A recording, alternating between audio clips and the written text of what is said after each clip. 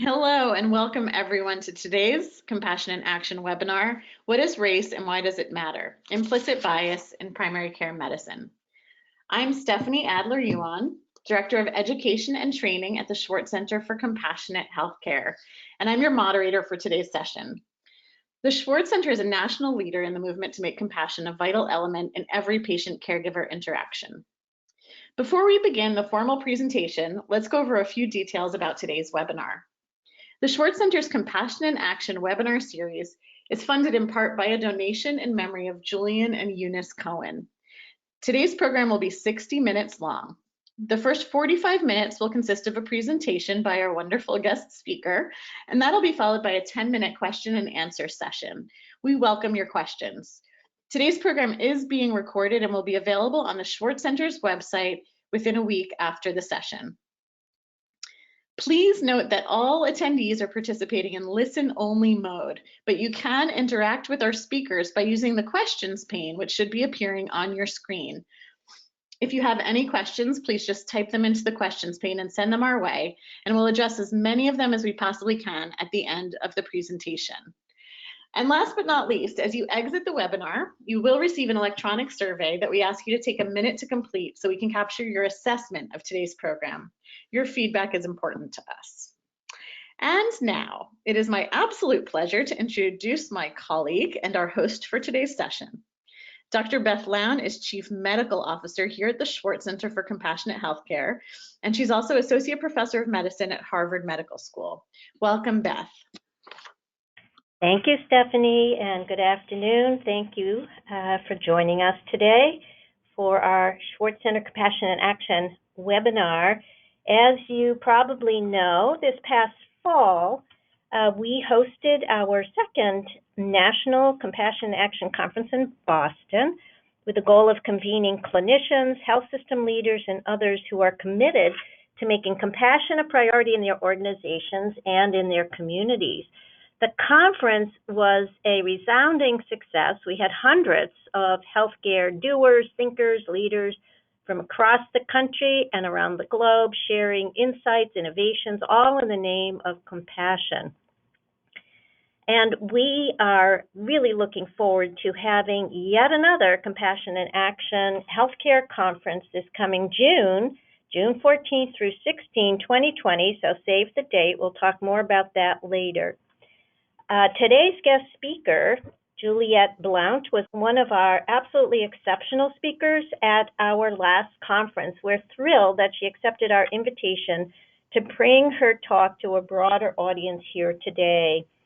And so for a proper introduction, Juliette is an adult nurse practitioner in Midtown Manhattan, where she provides primary and women's health care to a diverse patient population.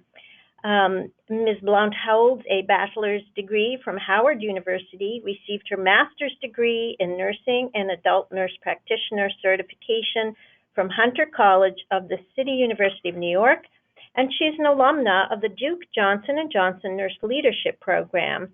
She has almost 30 years of clinical experience, has been recognized with awards for both customer service and clinical excellence, and she volunteers in her community by educating the public about becoming empowered healthcare consumers.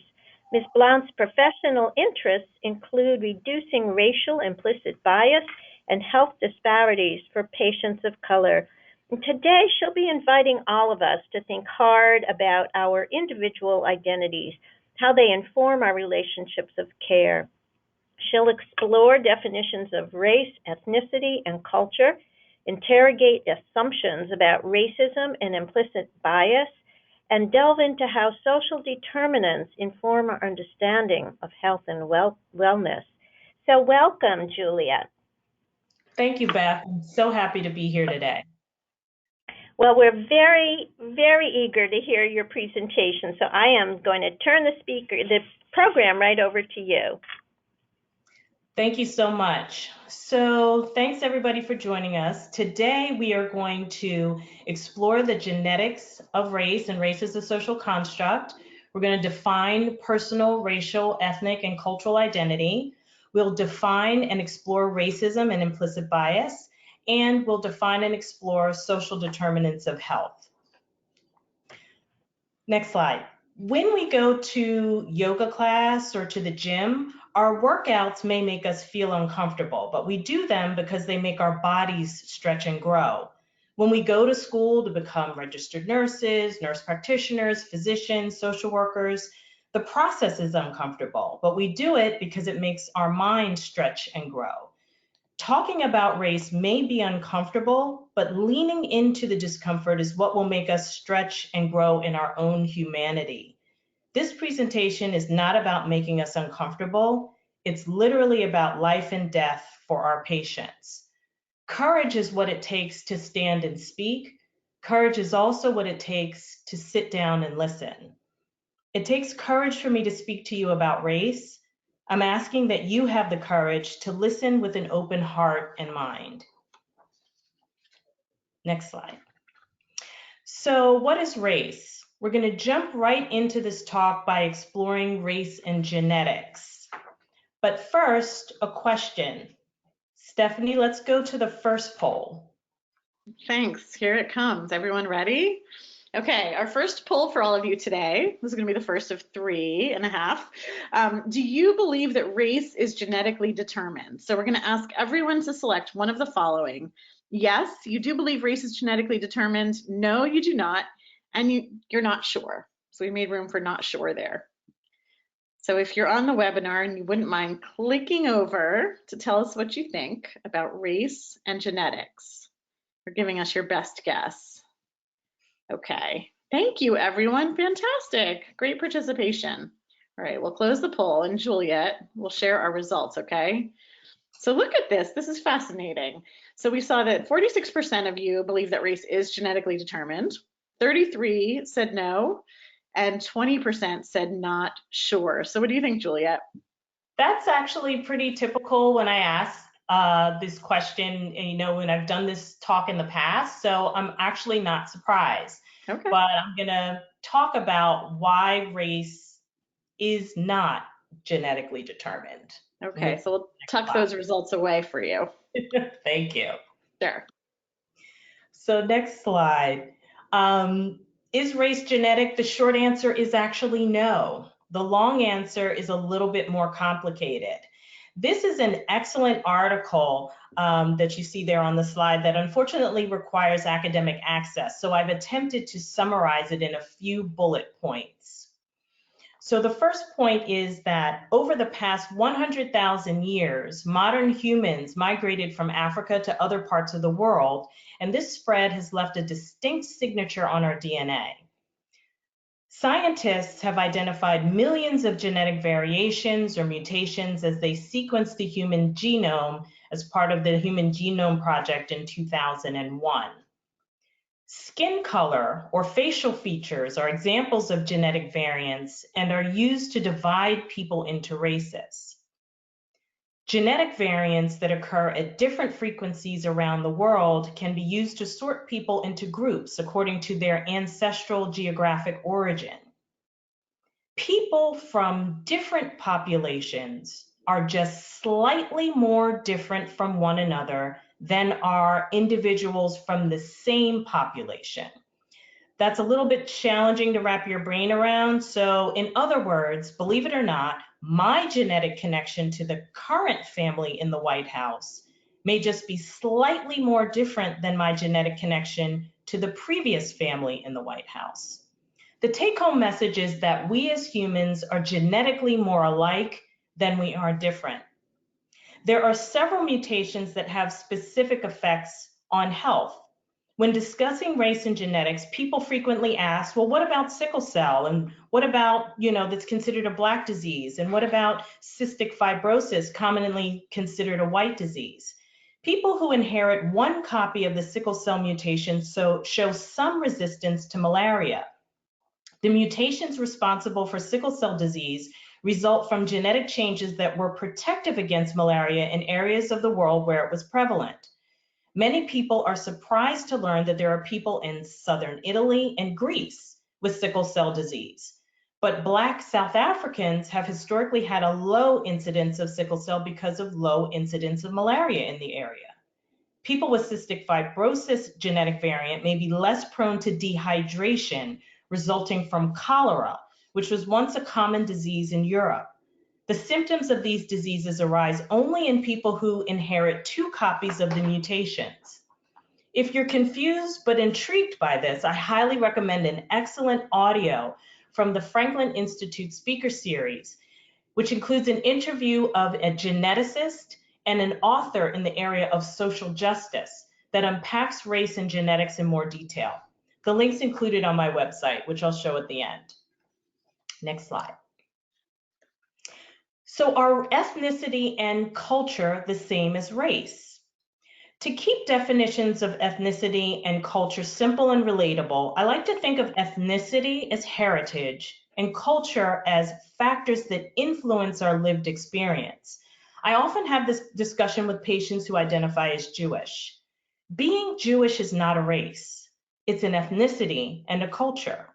Ashkenazi Jews have Eastern European heritage. Sephardic Jewish descendants are typically from Spain or Portugal, and Mizrahi Jews refer to people from the Middle East, Asia, Northern Africa, and Ethiopia. The culture or lived experience of people who identify as ethnically Jewish can vary widely. If your ethnic identity or heritage is Irish, your cultural identity may be Catholic or Protestant. The lived experience of being Irish Catholic, such as rules about marriage, divorce, and family planning, may be very different than the lived experience of being Irish Protestant. Similarly, race and Hispanic or Latino ethnicity are 2 separate and distinct concepts. There are Hispanics and Latinos of African descent, and those who identify as indigenous or white throughout the world. If your ethnic identity or heritage is Korean, Indian, Filipino, or Vietnamese, but you are born and raised in Australia or countries in Europe with large Asian populations, your lived experience will be different than a Chinese American or someone who grew up in South Asia. Finally, I hope that everyone has at least heard of the legendary reggae music icon Bob Marley. His ethnicity or heritage is Jamaican. He was also Rastafarian, which informed his lived experience.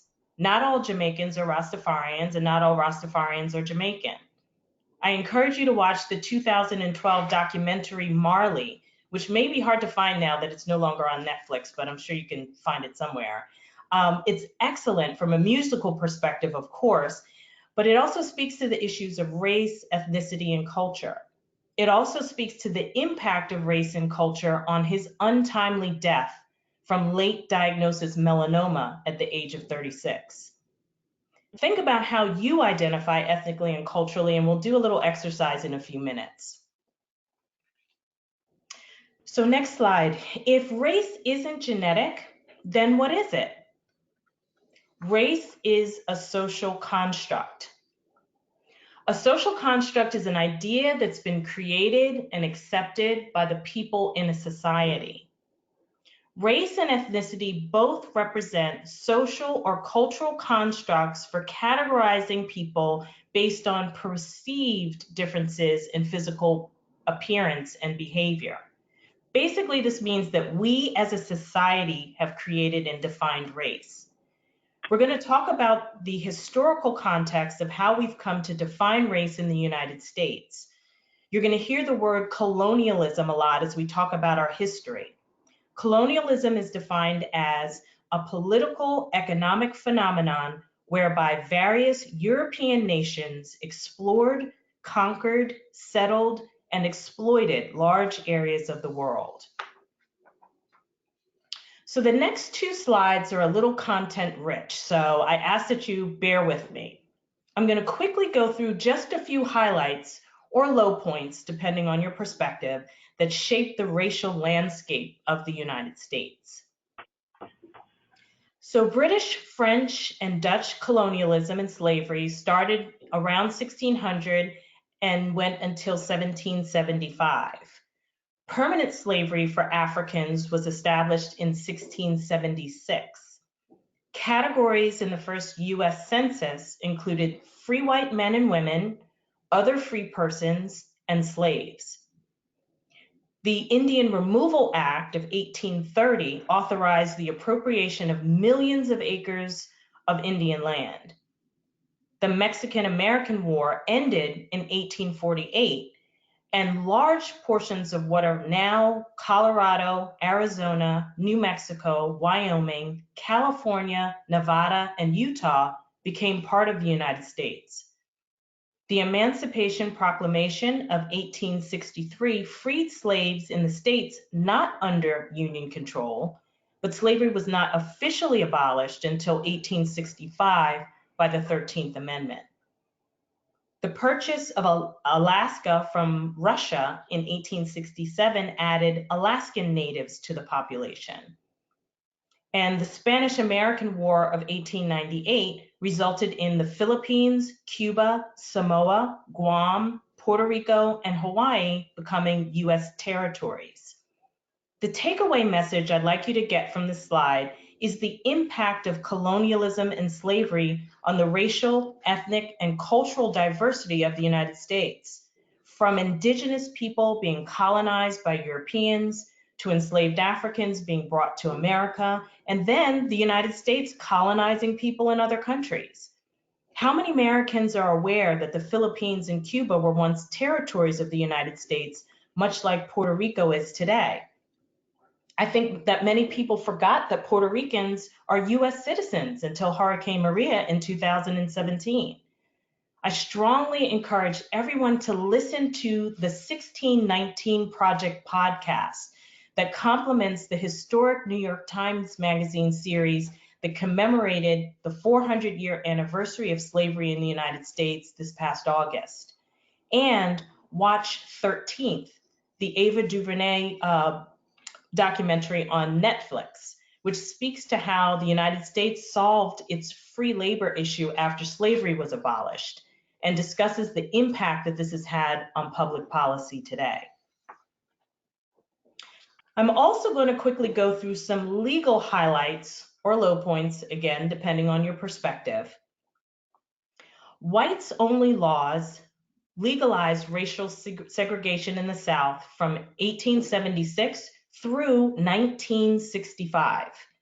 The Chinese Exclusion Act of 1882 through 1943 prohibited both immigration from China and the naturalization of Chinese immigrants already in the United States. The Naturalization Act of 1909 resulted in the classification of South Asian Indians as Asian for the first time and made them subject to the anti-Asian laws. The Immigration Act of 1924 restricted Southern and Eastern European, Catholic, and Jewish immigrants through quotas in favor of, air quotes, more desirable European immigrants. Also in 1924, the Racial Integrity Act established the one-drop rule. A person with even one drop of non-white ancestry was classified as colored or non-white. 110,000 Japanese Americans were relocated to internment camps for 3 years during World War II. In 1967, the Loving versus Virginia Supreme Court case decided that laws banning interracial marriage were illegal. And the Patriot Act of 2001 increased scrutiny and ethnic profiling of Muslims, Arabs, and South Asians. The takeaway message here is the fact that racial discrimination in the United States has been legislated. And I'd like you to think about this again when we talk about the definition of institutional racism a little later. Okay, so I know that was a lot. Everybody, wherever you are, take a deep breath and allow the words of the Reverend Dr. Martin Luther King help put our past, present, and future into perspective. We may have all come on different ships, but we're in the same boat. So now that we have learned some of the factors that shaped our racial history, how is race in the US defined today? How bizarre is it that race in the United States is defined by the Office of Management and Budget?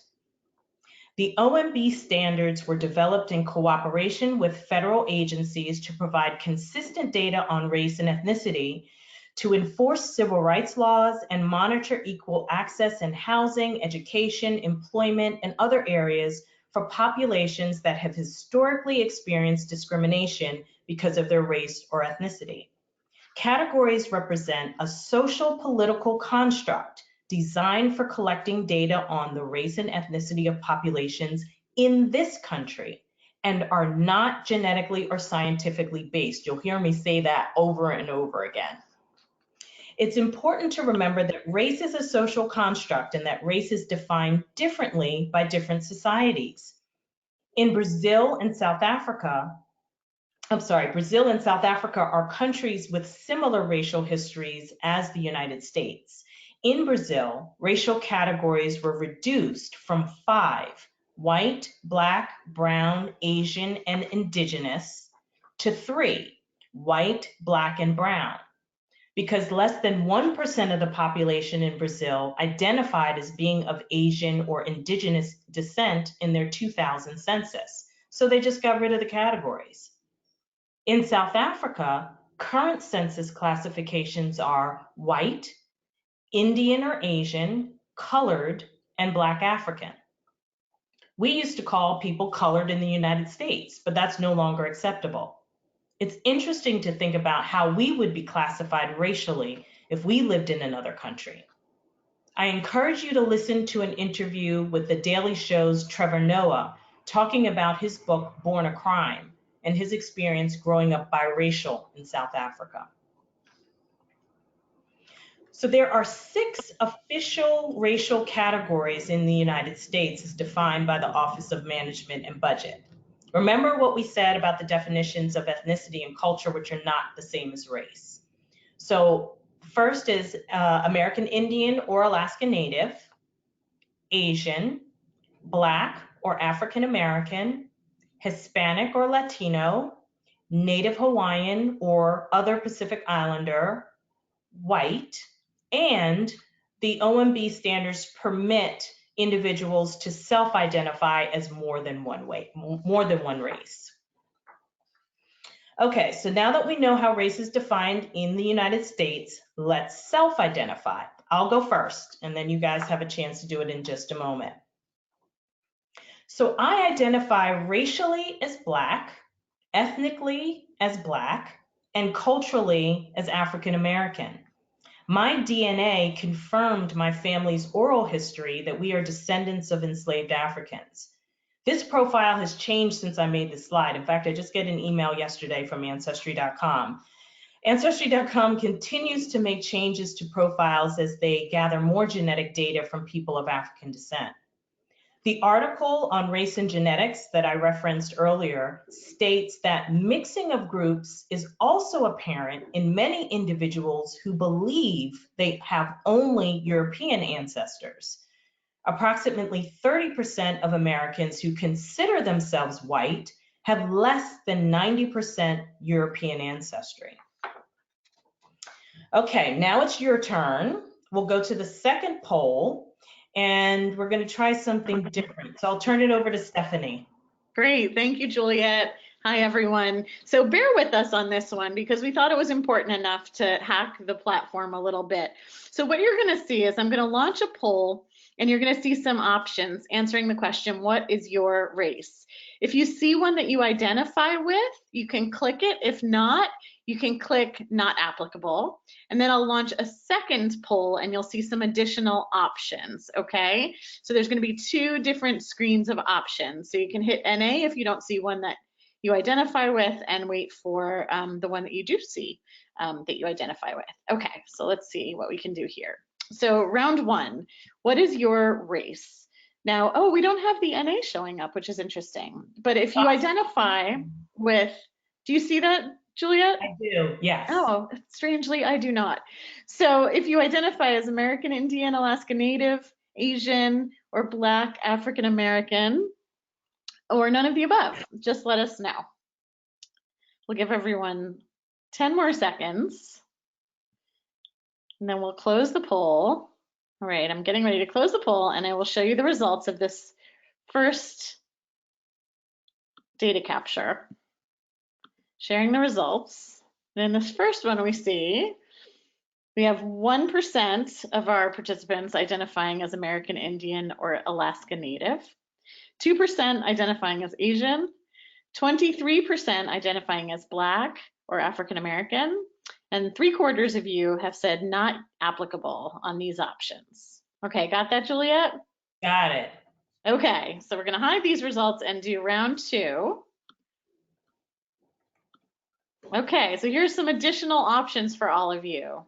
So again, if you identify with one of the racial categories listed here, you can click on it. If not, you can hit NA. So our options on this round 2 are Hispanic, Latino, Native Hawaiian or other Pacific Islander, white, or more than one race. And again, if you don't identify with any of these, you can just hit that NA button.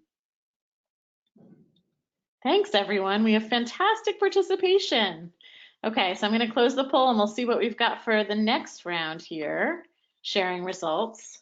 Okay, so we have 2% of you reporting yourselves identifying as Hispanic or Latino, 1% Native Hawaiian or other Pacific Islander, 60% white, 12% more than one race, and 1/4 here we have not applicable. Do you want to weigh in on this, Juliette? It's what I find interesting, and we don't know what the professions are of everybody who's online. But what I find interesting is when I give these talks about race, they are very heavily attended by people who identify as Black or African American. And I always find that interesting because people of color are very knowledgeable about race, and I would expect that more white people would want to learn more. So I just find it interesting, even though we're seeing that the number one percentage of the participants on the webinar are white, that suggests that white people are the majority race of the country. So that kind of makes sense. Yeah. But I also just find it interesting that people of color are also interested in learning about race, even though it's something that we're very familiar with and have to really navigate race on a daily basis. Yeah, interesting. And I wonder how that intersects with the population we have on this call, which presumably is folks who are involved in some capacity in healthcare. Yes. Right? Exactly. So not necessarily a sample either of the country as a whole, right? Right. So we're going to also try something new because we can click on a button for what the race that we identify with in terms of what the official races are in the United States, but there are hundreds of possible ethnicities that exist. So in the interest of time, if the participants would please type your ethnicity, how do you identify ethnically, into the chat window, and then Stephanie will share a few with the group. It will be interesting to see how the participants of this webinar identify ethnically.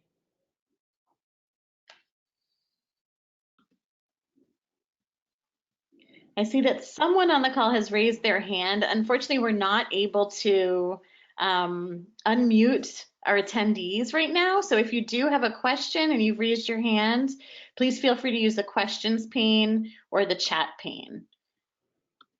And in the questions pane, I am seeing some answers come in.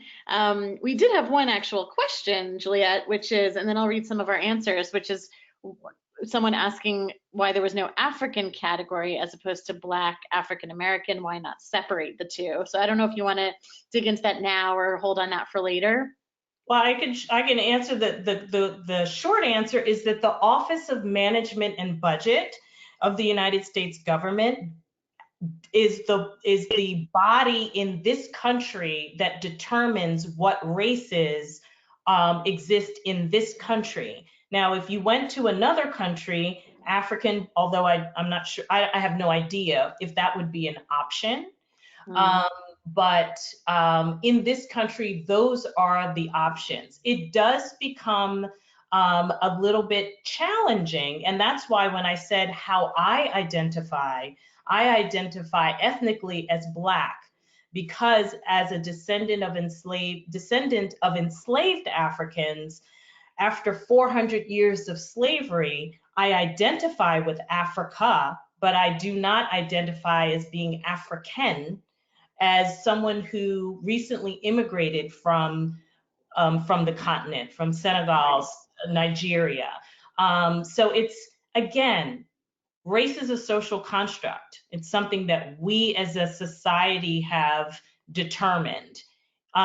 So people can choose to identify how they wish. That's great. Thank you. So we have lots of participation on our little informal poll. I'll share with you some of the answers that we've seen here. We have British Isles, American, Caucasian, African American, Black, White Colombian, Irish German Catholic, Black Nova Scotian, fascinating, Lebanese Irish, African American Black, White Czech, Acadian and Franco-American. I could go on for a very long time. We have a big group. I'll leave you with Puerto Rican Jew.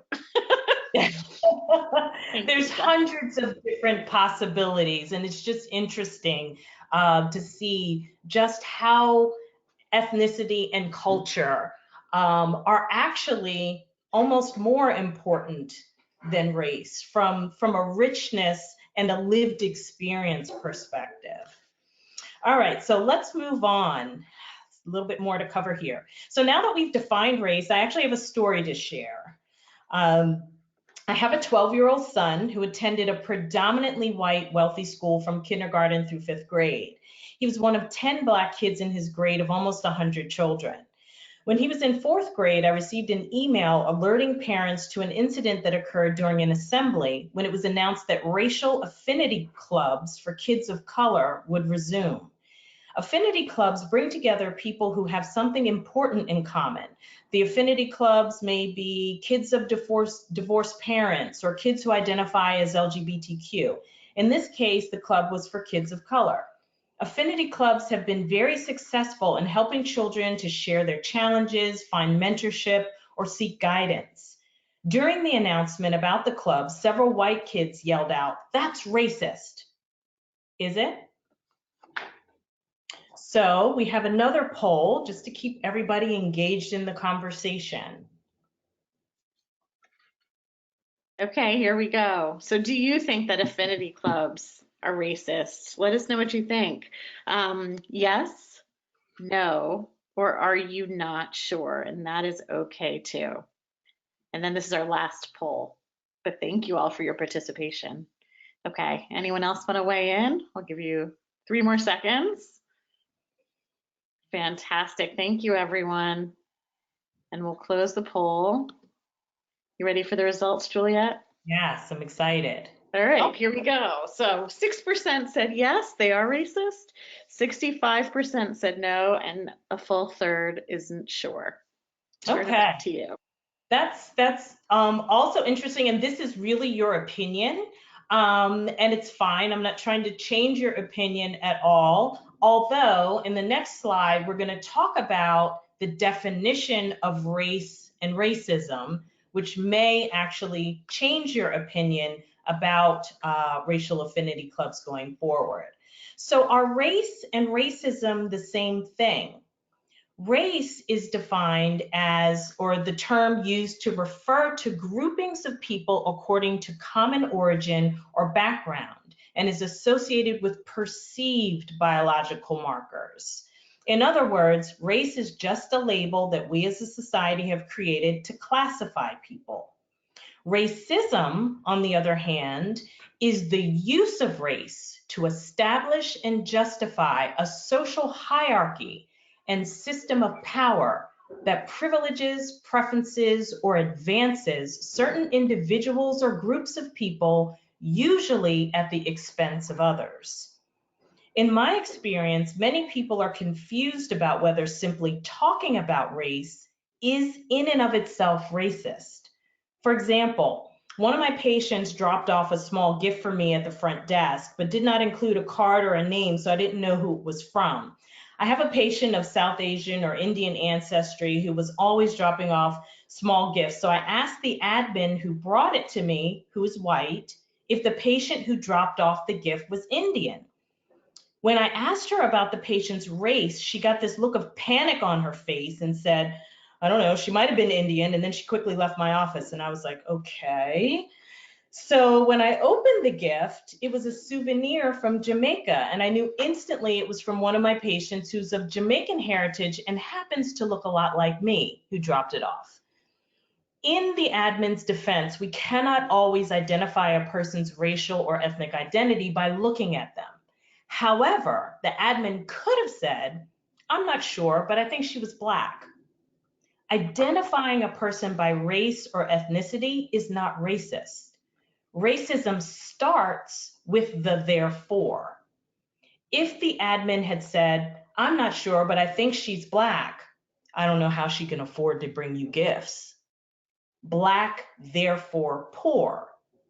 Asian or Latino, therefore immigrant.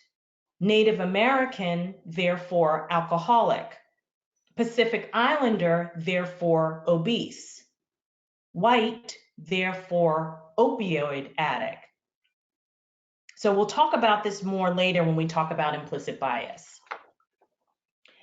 We're going to spend a little time exploring the definitions of racism further.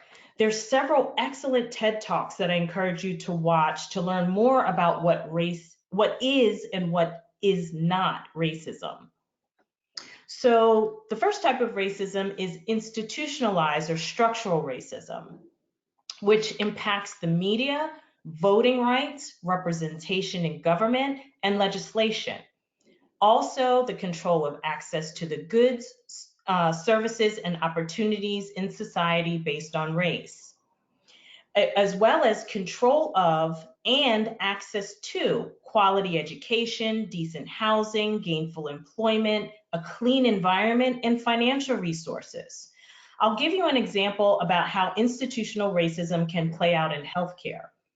The 2003 landmark Institute of Medicine report called Unequal Treatment, Confronting Racial and Ethnic Disparities in Healthcare found minorities are less likely than whites to receive needed services, including clinically necessary procedures, even after correcting for access-related factors such as insurance status, and that healthcare providers' diagnostic and treatment decisions, as well as their feelings about patients, are influenced by patients' race or ethnicity and stereotypes associated with them. In 2017, iconic tennis great Serena Williams went public with her experience of not being listened to when she told the clinicians and staff responsible for her care that she was experiencing shortness of breath after delivering her daughter by C-section. In spite of her documented history of having a previous clot, the standard of care for diagnosis and treatment of pulmonary embolism was delayed. Serena's case, several other high-profile women of color who died after giving birth, and a 2019 CDC report on pregnancy-related deaths highlighted the fact that Black, Native American, and Alaska Native women have 2.5 to almost 3.5 times the number of pregnancy-related deaths than white women.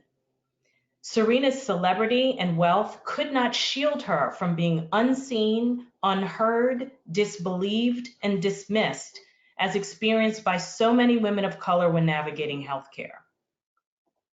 The next type of racism is personally mediated racism. This is the concept that we're most familiar with. It includes suspicion of people of color in public spaces, like the incident in Starbucks in Philadelphia in 2018, when a worker who was white called the police on two young Black men who asked to use the bathroom while waiting to meet a business colleague.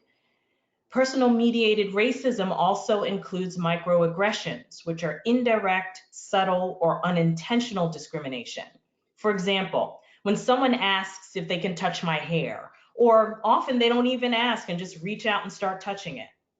Or what often occurs when people ask Asian Americans, where are you from? If the answer is anywhere outside of Asia, the follow-up question usually is, No, where are you really from? Microaggressions are not intended to be disrespectful or offensive, but have racial undertones. At worst, personal mediated racism can lead to hate crimes. And finally, internalized racism, which basically refers to embracing whiteness as inherently positive and desirable, while viewing one's own racial identity as negative and undesirable. The most famous example of this is probably Michael Jackson and what he did to transform himself into someone he believed was better. Skin bleaching products are known to be toxic, but continue to be used by people of color all over the world. Another example is double eyelid surgery to make the typically almond-shaped eye appear more round. These surgeries are the most common performed aesthetic procedures in Asia. So now that we're clear about the fact that race is a social construct and not biological, we understand how race is defined in the United States, we understand who we are racially, ethnically, and culturally, and we understand what is and what is not racism. Why does race matter? It matters because we all have implicit biases. We're going to spend some time on this slide because it's a foundational concept that I want to make sure that we all understand. Implicit bias is defined as attitudes or stereotypes that affect our understanding, actions, and decisions in an unconscious manner. Everyone has implicit biases, which are activated involuntarily and without an individual's awareness or intentional control. Develop over a course of a lifetime, beginning at a very early age through exposure to direct and indirect messages. Cause us to have feelings and attitudes about other people based on characteristics such as race, ethnicity, age, and appearance. For example, when my son was about 8 years old, we were walking to the bus stop and I saw one of our neighbors had a car window decal that was written in Arabic. My son saw the writing and asked, "Mommy, is that a terrorist car?"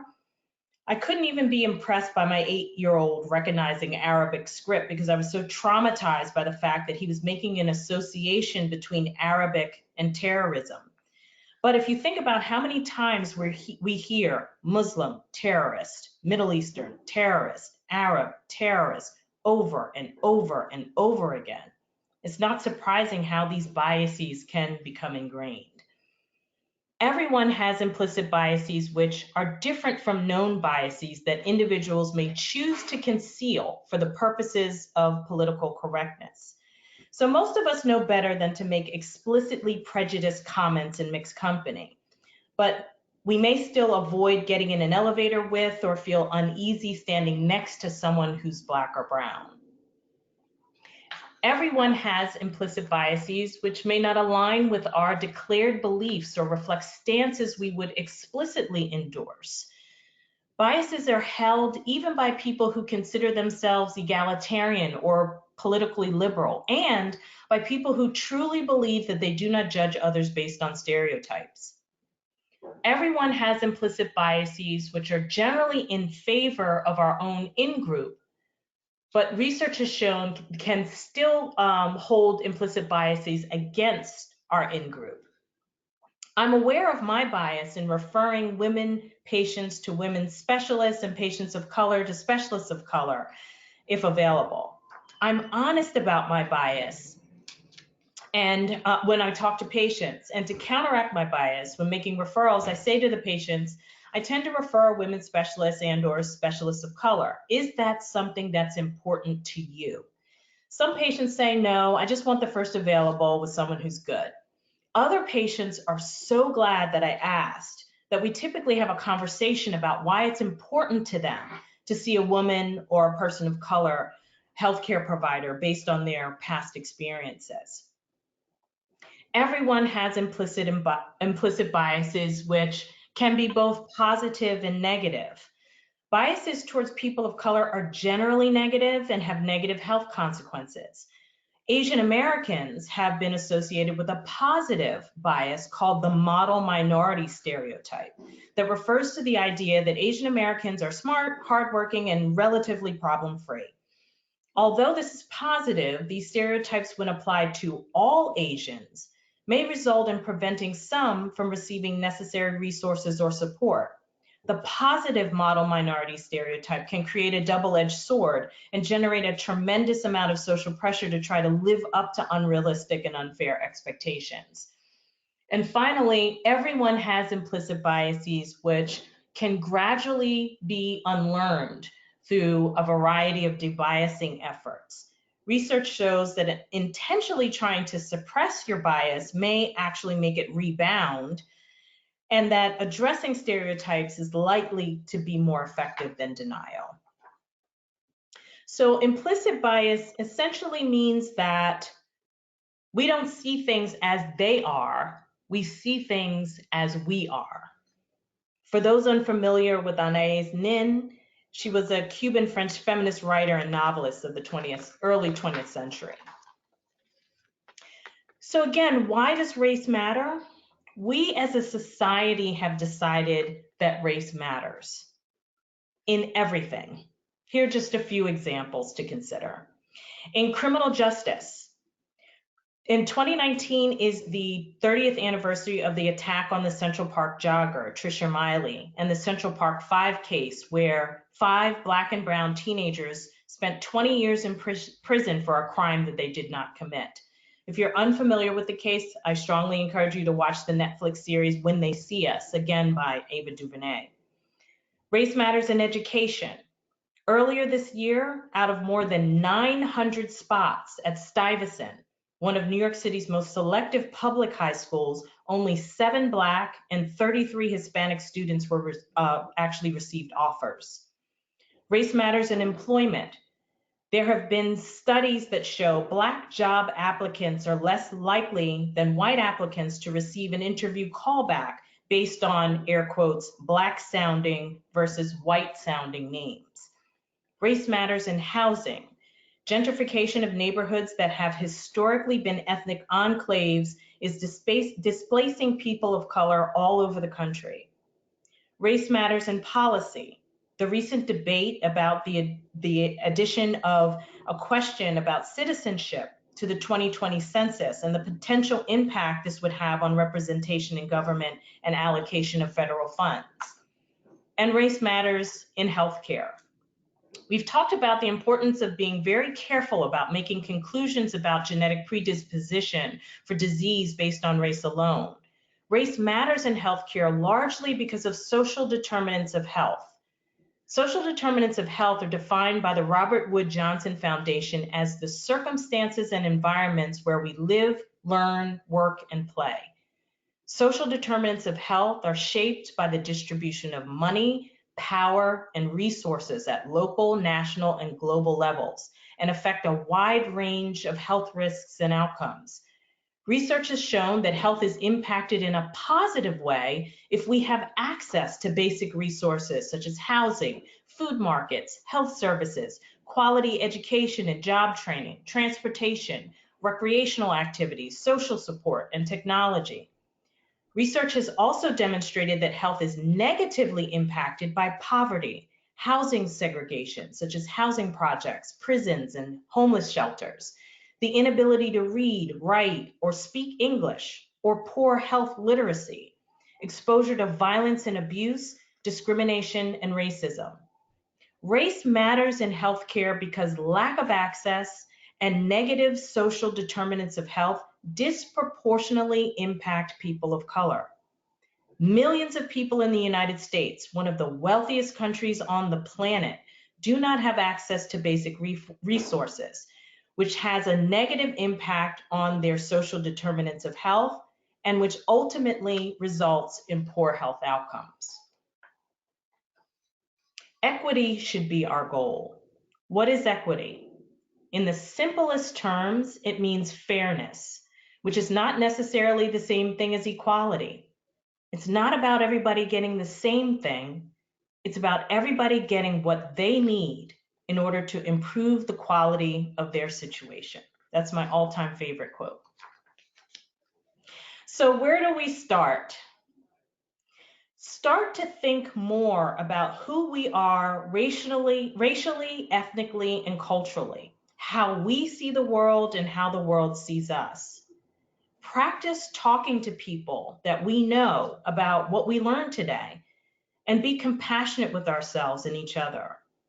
A good place to start is by expanding our worldview, by listening, watching, reading, and discussing the resources I mentioned, podcasts, videos, articles, and books with friends and family. All of the resources that I mentioned during this talk are linked on my website.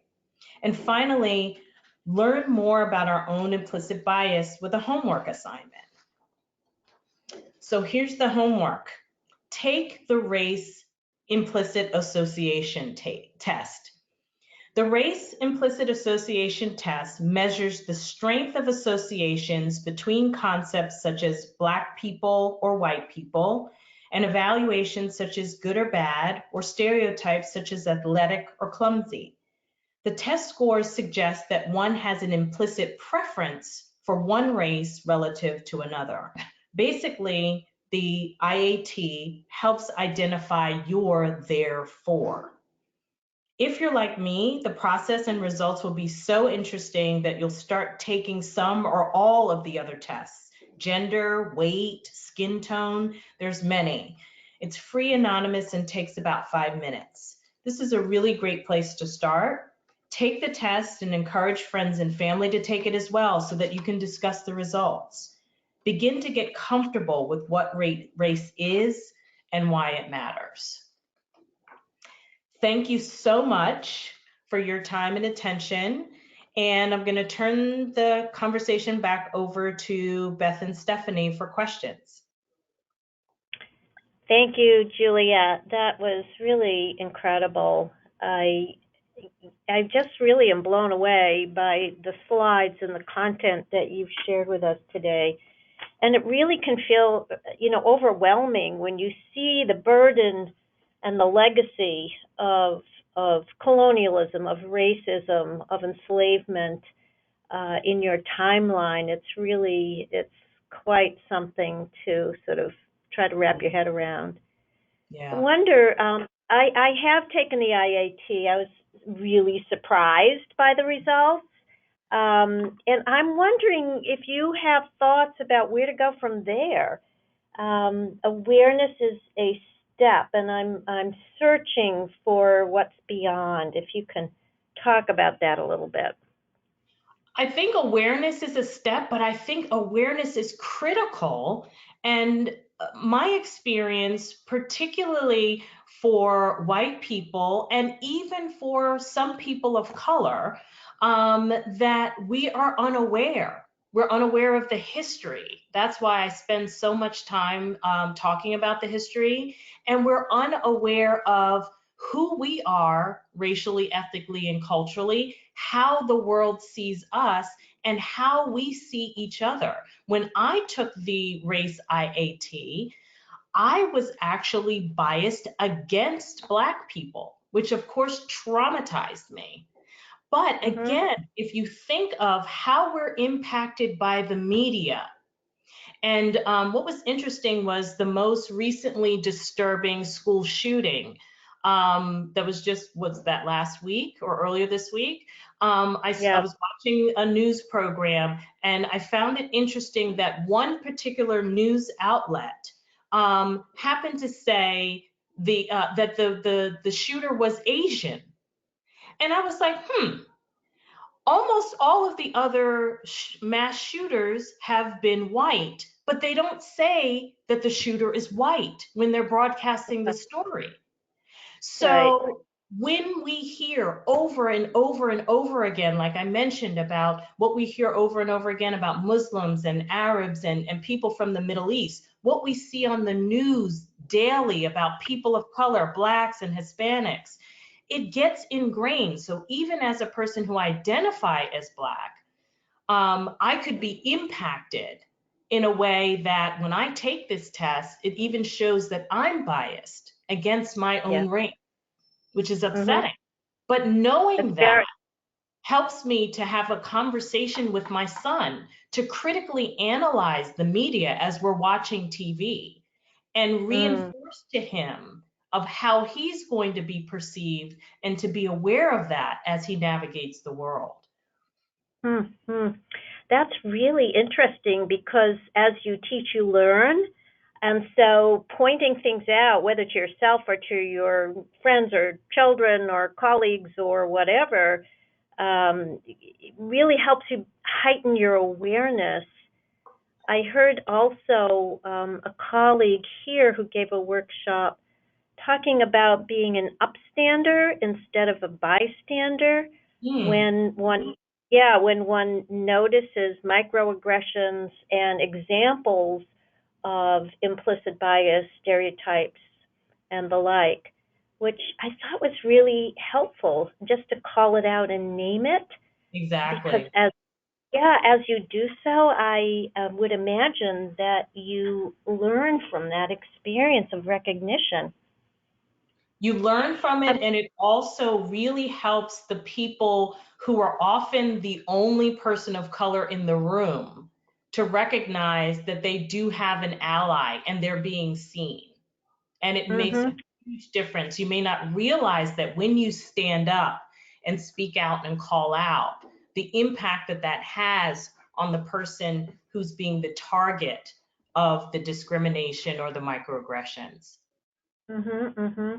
Well, it's interesting. We have a question related to just that just came up in the chat pane.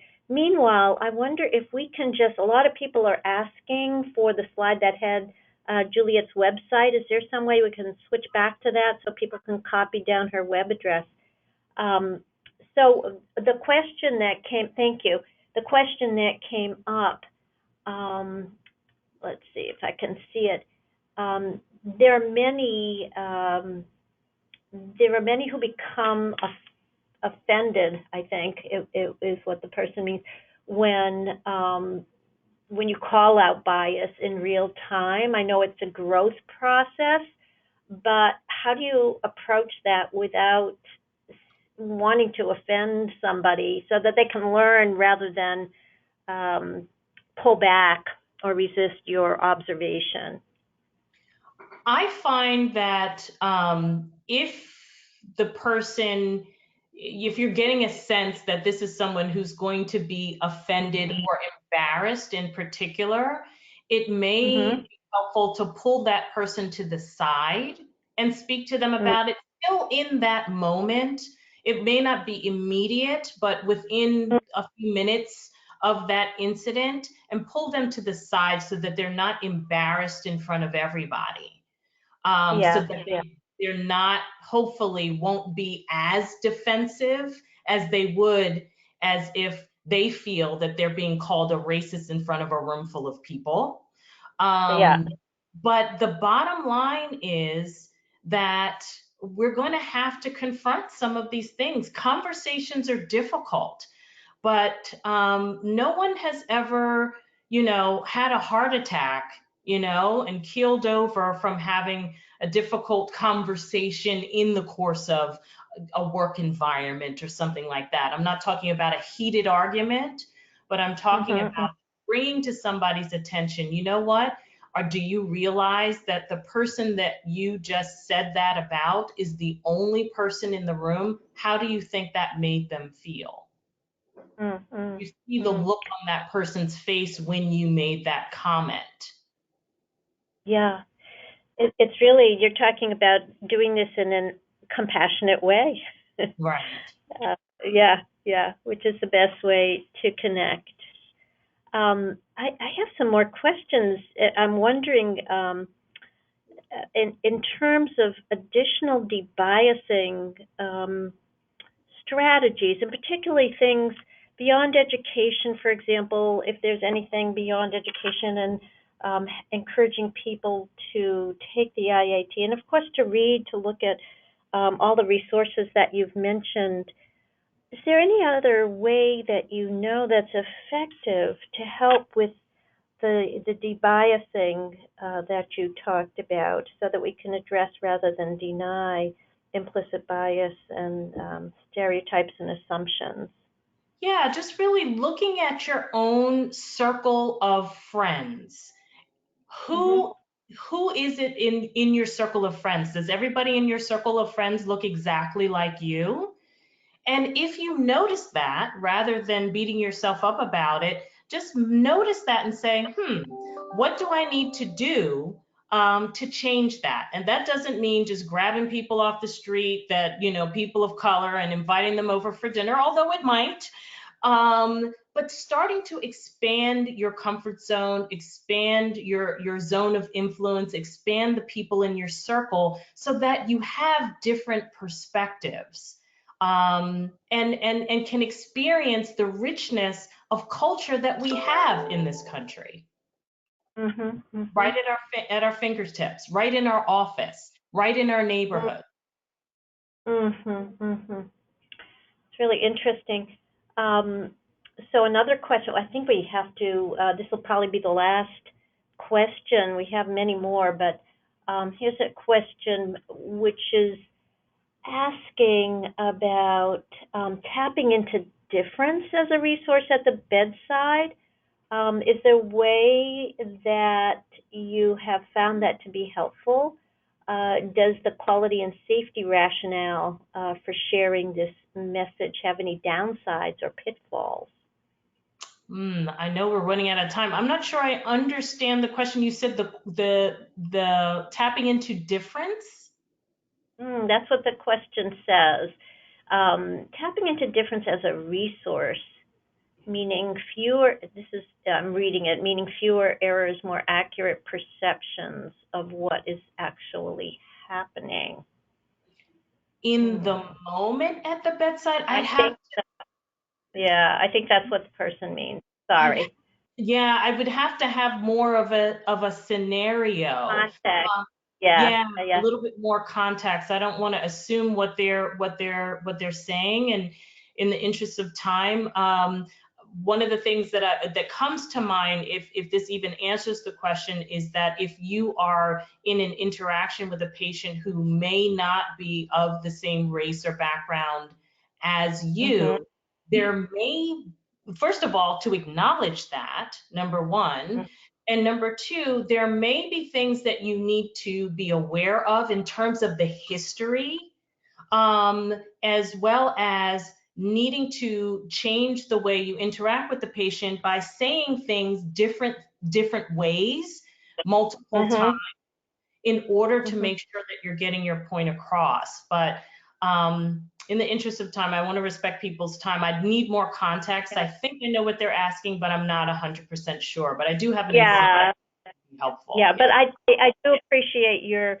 calling out the need to really attune and to adjust to the way people express themselves, the way they understand, what their explanatory model is of their illness, or how they prefer to receive information.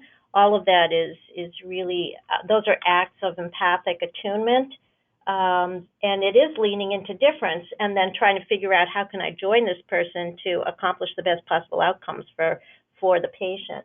Right. So unfortunately, I think we have to close. I mean, there's been such interest in this wonderful, wonderful presentation, Juliette. Thank you so very, very, very much. Thank you. Oh, no, it's been fabulous. I'm going to turn it back over to Stephanie to close us out and to send us some additional reminders before we wrap up. Yeah, thank you, Beth, and thank you, Juliette. I have to say the amount of appreciation for you and for your work and for your courage in launching this conversation here with us has really been phenomenal. So thank you so much. Thank you. I feel like we could go another hour easily. But I want to thank everyone for your time today. I want to thank you, Juliette, for bringing your experiences and your brilliance to share with us once again. And again, we would love for all of you to join us at our next Compassion in Action conference next June. We do have an RFA open. If anyone is interested in presenting and would like to submit a proposal, you'll see here on the screen the URL. You'll find the submission form at compassioninactionconference.org, and that closes in about a month. And until then, I will let everyone go. We know you're busy, but please, if you can, take a moment to give us some feedback on today's program. We will be posting the slides for you to download with the archived presentation, as well as a link to the implicit associations test, and you'll have access there then as well to Juliette's website. So with that, thank you everyone and have a great day.